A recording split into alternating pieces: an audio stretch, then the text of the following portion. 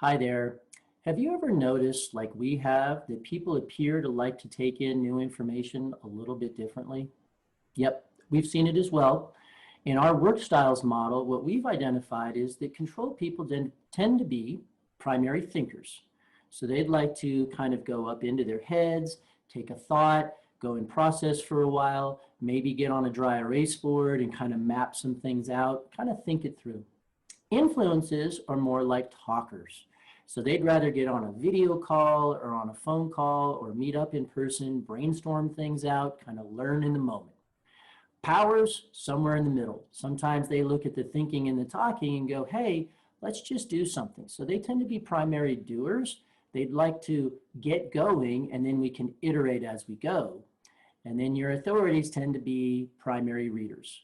So they'd like to get the background information, the data, the analytics, those types of things, and then process for a while on that. Now, how can this be helpful information? Well, this is a really good one for applying both the golden rule and the platinum rule. Meaning what? So let's use an example here. Let's say you're an authority person. So you like to receive information through reading. You like to spend your time processing that way. Well, go ahead and do that, but make sure that you're keeping in mind that the other person may want to receive the information differently.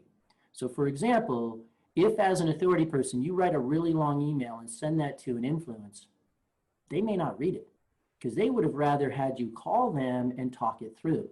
And then you'll be offended because they didn't read your email. They'll be offended because you didn't call them. So instead, look to apply the platinum rule, treating other people how they want to be treated, as opposed to the golden rule, treating other people how you want to be treated. So what does that mean? Well, let's say you're an authority person. So you write the email so that you get grounded in your communication.